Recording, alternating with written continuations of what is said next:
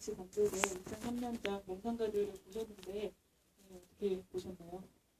이미 다 성인이실 거고 이 영화가 표현 수위가 상당하다라는 거는 사전에 다 알고 오셨을 거예요.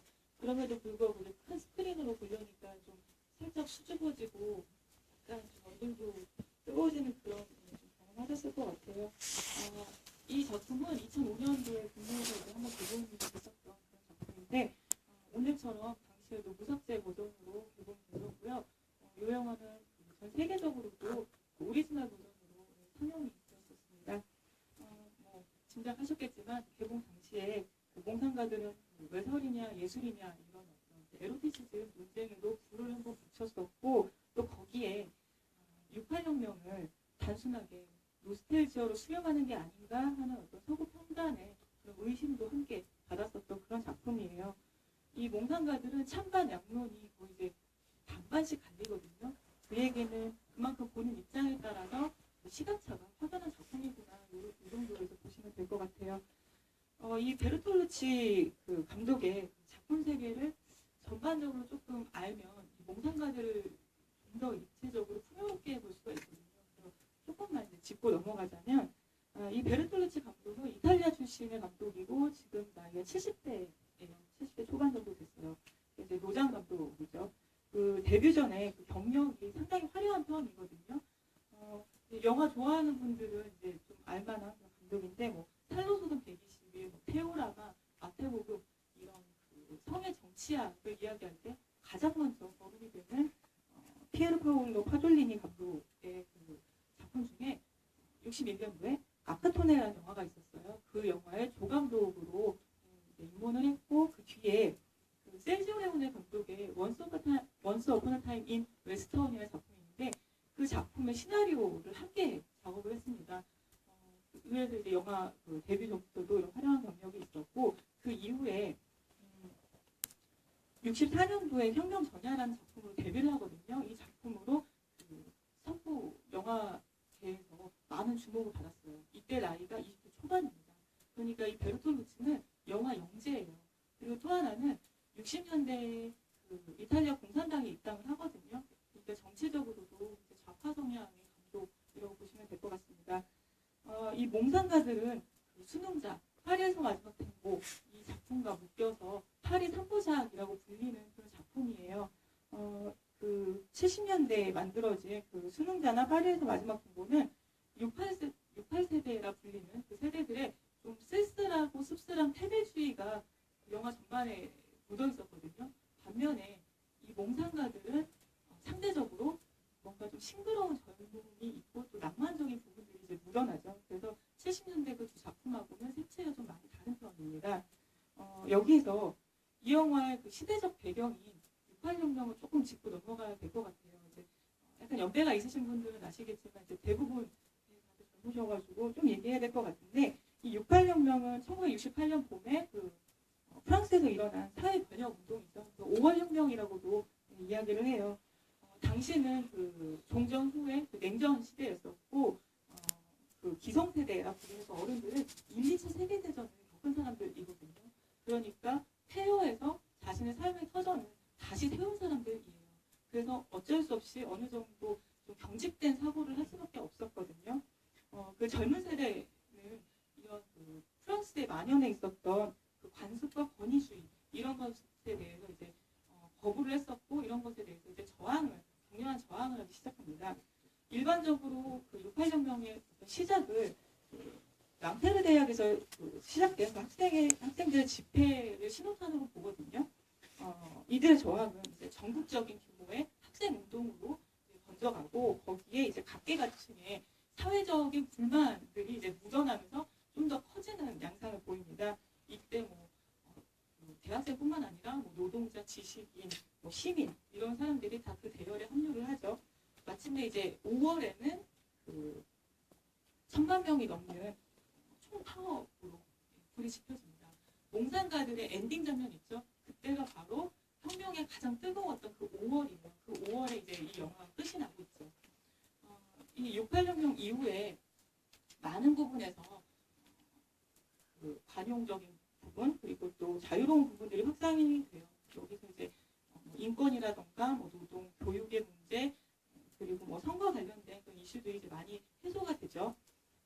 문제는 이 6.8년 이후에 지식인하고 노동계층이 서로 화합하지 못하고 노선이 갈라지거든요. 그래서 이런 것들을 두고서는 이제 뭐 6.8혁명의 한계라고 얘기도 하기도 하고 보는 이에 따라서는 그 혁명은 실패했구나라고 말하는 부분이 바로 이 지점이라고 생각하시면 될 것 같습니다. 베르톨루치 감독은 당시에는 그 혁명이 실패했다라고 보는 입장에 무게를 더 두었었어요. 그러다가 2003년도에 몽상가들을 만든 다음에 인터뷰를 할 때는 조금 다른 이야기를 하거든요. 그 프롤레타리아 지배를 가지고 오지 못한 것에 대해서는 명백히 혁명은 실패다. 하지만은 이 6.8혁명 이후에 여성의 어떤 인권이라던가 자기 표현 이런 것들은 좀 더 자유로워지고 그런 부분에 대해서는 많은 변화를 가져왔기 때문에 6.8혁명을 완벽한 실패라고 보는 것은 좀 이상한 일이다라고 이제 자신의 입장을 수정해서 이야기를 합니다. 이 베르톨루치는 6.8혁명의 그 시작을 낭테르 대학에서 학생들 집회가 아니라 이 영화 이제 시작 부분부터 나오죠. 예, 그 시네마테크 문을 정부가 닫은 것에서부터 혁명이 시작됐다 이렇게 보는 입장이에요. 이 몽상가들은 원작이 있습니다. 길버트 아데어라는 작가의 88년도에 홀리 이노센츠라는 그 작품이 있거든요. 근데 이 작품을 이제 읽고서는 베르톨루치가 가장 마음에 들어있었던 그 부분이 바로 이 지점이라고 얘기를 해요. 앙리 랑글로아가 폐인되면서 혁명에 불을 지폈다 이렇게 이야기되는 것이 이제 마음에 들었다고 해요. 그래서 이제 각색을 해서 이 영화로 옮겼는데 그래서 이 영화 초반에 이제 그런 장면들이 들어가는 거죠. 시네마테크에서 테오 그리고 이사벨, 매튜가 홀린 듯이 이제 스크린을 바라보면서 이제 영화를 영접을 하잖아요. 그리고 그 뒤에 이제 그 앞에서 일어나는 집회 장면 이런 것들이 앞에 배치된 이유는 바로 이런 부분들 때문입니다. 뭐 그런 건 이제 다 알겠다 이렇게 생각하실 텐데 이 영화를 보면서 막상 많이 당혹스러운 부분이 있다면은 좀 이런 지점인 것 같아요. 매튜와 이사벨이 보는 가운데서 테오가 영화 포스터를 두고 뭐 자위를 한다던가 아니면은 테오가 지켜보는 가운데서 매튜와 이사벨이 뭐 관계를 맺는다거나 이런 설정이 도저히 내 상식선에서는 통합이 되지 않는다라고 이제 느끼실 수 있는데 이런 부분들은 굉장히 어떻게 보면 노골적이고 단도직입적이기도 해요. 근데 이런 부분들은 궁극적으로 자신들이 영화와 관계 맺고 싶다라는 어떤 욕망의 표현이기도 하거든요. 왜냐하면은 이 행위들은 이들이 끊임없이 주고받는 그 놀이가 있잖아요. 모션 T라고 하는 이 장면은 영화에서 무슨 장면이게 이러면서 이제 계속 퀴즈를 내잖아요. 이거를 못 맞췄을 때 수행되는 벌칙이 이런 것들이었거든요. 그리고 또 하나는 영화와 마찬가지로 항상 그 벌칙을 수행할 때는 관객이 있어요. 지켜보는 사람이 있죠. 그래서 이게 어떤 부분에서는 당돌해 보이지만은 영화와 관계되고 싶어하는 그런 욕망들의 표현이라고 보시면 될 것 같아요. 이들은 모든 행동을 영화의 한 장면하고 연결을 시키죠. 영화로 지식을 시험하기도 하고 심지어 자살을 시도할 때조차도 영화의 한 부분을 이제 떠올리기까지 하거든요. 이들은 어떻게 보면은 오로지 영화를 위해서 사는 사람처럼 보이고 자신들의 어떤 삶의 파편들조차도 다 이어붙여서 영화로 만들고 싶어하는 그런 욕망이 들끓고 있죠. 물론 이제 틈틈이 진지한 얘기도 나와요. 삶에 대한 어떤 현실적인 자각에 대해서도 이야기도 하고 또 혁명이라던가 마오이즘에 대해서도 논쟁을 해요. 그런데 영화가 그렇잖아요. 영화라는 것은 결국 극장 안에서만 존재하죠. 마찬가지로 이들이 끊임없이 나오는 어떤 논쟁들도 결국은 아파트 안에서만 존재하거든요. 밖으로 나가지 않죠. 어떻게 보면 굉장히 관념적인 그런 부분이라고도 볼 수 있어요. 그러다가 이 영화의 후반부에 확 달라지는데 부모가 이들의 일탈 장면을 보잖아요. 우리나라 부모님들은 절대 그렇게 숲에 써놓고 못 나가실 거예요. 근데 프랑스가 가능한 것 같아요. 그렇게 나가고 난 다음에 이사벨이 여러 가지 감정이 들었겠죠. 그러니까 자살을 시도하는데 이때 마침 혁명의 물결이 그 돌 하나를 통해서 아파트 안까지 물밀듯이 밀려오죠. 이때 어떤 이 세 아이들의 각성이 일어납니다. 그래서 영원히 꿈의 세계에서만 머물러 있을 것 같은 이 아이들이 현실 세계로 뛰어들기 시작하죠. 여기에서 이제 이들이 서로의 어떤 입장 차이를 확연하게 보여주잖아요. 매튜하고 이 쌍둥이들은 그 지점에서 이제 이별을 하게 됩니다. 이별은 이렇게 각각 다른 선택을 하게 되는데 현실을 순응할 것인가 아니면은 꿈꾸는 것을 멈추지 않을 것인가 뭐 혁명을 위해 화염병을 들 수 있는가 아니면 평화를 위해 비폭력을 택할 것인가 이런 것에 대한 어떤 많은 질문들을 엔딩 부분에 남겨놓고 있어요. 근데 이 베르톨루치 감독은 어떤 선택을 하는 것이 옳다라고 자신의 영화에서 밝히고 있지는 않습니다. 하지만은 이 영화의 그 엔딩 장면에 흘러나오는 노래가 그 에디아 피아프의 아니 난 후회하지 않아요 이거든요. 그리고 엔딩 크레딧을 희한하게 배치를 했죠. 거꾸로 보여주잖아요. 어쩌면 이제 시간의 역순일 수도 있는데 이런 것들을 통해서 우리가 이런 어떤 혁명의 물결이던 이런 것을 마주했을 때 자신의 신념에 따라서 어떤 결정을 내리게 되잖아요. 그 결정은 고스란히 자신이 짊어져야 될 어떤 자신의 인생의 짐이 되는 건 거죠. 그리고 이 선택을 했을 때 이 노래와 마찬가지로 절대로 후회하면 안 돼요. 고통이든 아니면 슬픔이든 아니면 그것을 통해서 깨어진 인간관계든 그거는 개인이 끌어안아야 되는 그런 문제라는 것이죠. 어떻게 보면은 이 베르톨루치가 말하는 혁명은 바로 이런 지점들을 가르치고 싶어서 만든 것이 아닌가 이렇게 봤습니다. 네, 제가 준비한 얘기는 여기까지고요. 영화 보시면서 궁금하신 점 있으시면 질문 주셔도 좋고요. 아니면은 이 영화가 앞서 말씀드린 것처럼 엄청난 찬반 양론을 불러일으키는 작품이라고 말씀드렸잖아요. 이런 것들 이제 여러분들 감상 같이 말씀해 주셔도 좋은 시간이 될 것 같습니다. 궁금하신 점 없으신가요?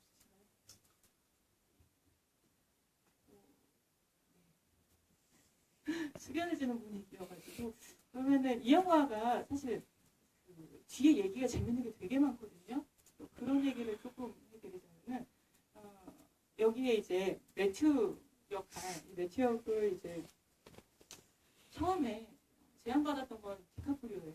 근데 디카프리오가 당시에 마틴 스콜세지 감독의 에비에이터 그 촬영을 위해서 그쪽에 매진해 있었기 때문에 스케줄이 안 맞았었죠. 그리고 이제 이 피트에게 넘어갔는데 마이클 피트에게 넘어갔는데 사실 여기도 약간 슬픈 사연이 있어요. 바로 마이클 피트에게 넘어간 것이 아니라 그 중간에 제이크 질레하라는 게 있거든요. 근데 이 제이크 질레알이 이 역할, 매튜 역할을 정말로 탐을 냈었대요. 그런데 그 성기 노출 장면이 많잖아요. 그 장면이 부담스러워서 이제 고사를 했고 그 뒤에 이제 이렇게 이제 마이클 피트한테 갔는데 처음에 베르톨루치가 마이클 피트를 상당히 마음에 안 들어했던 겁니다. 왜냐하면은 이 외모가 자신이 볼 때 너무 나르시시즘적으로 생겼다. 그래서 이제 좀 거절했었는데 영화 작업을 다 하고 난 다음에 내가 이 배우에 대해서 거부했었던 이유는 어쩌면 내가 너무나 마음에 들었기 때문에 거부했었나 보다라고 이제 그 정도로 이제 극찬을 했었죠. 그런 얘기들이 좀 있어요. 혹시 궁금하신 점 없으신가요? 네. 음악에 관해서 뭐 어떤 얘기가 없어요? 음악이요? 네, 그러니까 계속 영화 보는 내내 좀 신경 쓰였던 게 락 음악이랑 그러니까 프랑스 음악이랑 섞여서 나왔는데 무슨 뭐 의미하는 것은 지금까지 잘 모르겠는데 계속 어떤 장면에 락 음악이 나오고 그때 당시 락 음악이 나오고 어떤 장면에 프랑스에서 스페셜 음악이 나오고 그런 거랑 무슨 얘기가 없는지. 이게 다 결국은 혁명하고 연결이 되는데 이때 60년대 후반부터 해가지고 엄청나게 젊은 사람들이 이 프랑스뿐만이 아니잖아요. 이걸 시작으로 해서 뭐 유럽의 여러 대학이라던가 미국까지도 펼쳐나갔었어요. 이때 당시 사회 분위기를 말씀드리면은 이때가 베트남전 상황이었거든요. 그 대부분의 젊은이들이 그 반전 평화 운동에 많이 참여를 했었어요. 이때 이들이 즐겨 부르고 들었었던 노래가 뭐 샹송이었고 또 말씀하신 그 락 음악들이에요. 그래서 이런 것들이 다 합쳐져서 그 분위기를 나타내주는 거고 이들의 아파트 안에 있는 미장센 있잖아요. 이런 것들도 다 공들여서 한 건 거예요. 여기 보면은 그 팝아트 작품도 나오잖아요. 팝아트 작품도 결국은 어떤 고전 작품에 대한 그런 것들 이제 예술성의 손상을 시키는 그런 작업들이죠. 그런 것들도 있고 또 이 방에 보면은 빨간색 포스터에 이제 여자 있는 그림 보셨을 거예요. 그래서 장리고다르 감독의 중국 여인인데 그 작품이 고다르가 이때가 68년도 이때 할 때가 젊은이들이 결국 마오이즘에 많이 경도돼 있었거든요. 마오이즘을 실천하기 위해 만들었던 작품이에요. 그래서 그 작품이 있고 그 포스터 앞에 붙어있는 영화는 티르포의 400번의 부터나 이런 작품들이 붙어있어요. 그래서 이런 것들과 함께 이제 다 종합적으로 보시면은 그 느낌을 좀 알 수 있을 것 같아요. 이 작품 이제 그냥 보면 보면 약간 애들이 뭐좀 치기 어려 보인다 이럴 수는 있지만은 또 이런 것들 이제 직원에서 보면 또 생각보다 많은 부분을 생각할 수 있게 하는 작품인 것 같아요. 혹시 궁금하신 점 없으신가요? 저는 뭐 재미있는 얘기 하나만 더 해드리자면은 이건 이제 결국은 그 작가의 심리안이 좋아서 그렇다는 생각이 드는데 오프닝에 그 초반부에 좀 인상적인 장면 중에 하나가 그 에바그린 너무 예쁘잖아요. 에바그린이 이제 굿나잇 키스를 하려고 매튜한테 딱 할 때 머리에 불이 붙죠. 이때 장면 굉장히 인상적으로 찍혔다는 생각 안 드시나요? 그거 엔지커거든요. 이게 거의 대본에 없는 건데 진짜로 머리에 불이 붙은 거예요. 그래서 차이동 감독도 놀래고 해서 카메라를 이제 끄려고 약간 흔들린 건 거죠. 근데 에바그린이 그걸 그대로 연기를 한 건 거예요. 나중에 이제 보니까 그 베르토르치는 굉장히 집요한 감독이거든요. 그리고 완벽주의자예요. 그 사람의 눈에 봤을 때도 이 영화 톤에 맞는 거예요. 우연적으로 발견된 장면이지만 이 영화에서는 굉장히 색깔 있게 녹아난 그런 부분들이 있습니다. 작가는 뭘 해도 오도가네. 작가가 아닌가 이런 생각이 들었어요. 혹시 궁금하신 점 없으신가요? 없으시면 이 정도로 마무리 짓고요. 혹시라도 질문 못하신 거 있으시면 나가시다 질문 주셔도 제가 아는 선에서는 최선을 다해 답하도록 하고요. 저희 그 큐레이터 해설 프로그램은 CGV 홈페이지에 가시면 좌측 상단에 조그맣게 무비 콜라지라고 있어요. 그거 한번 클릭하시면 거기에 이제 큐레이터 일정이라던가 음성적인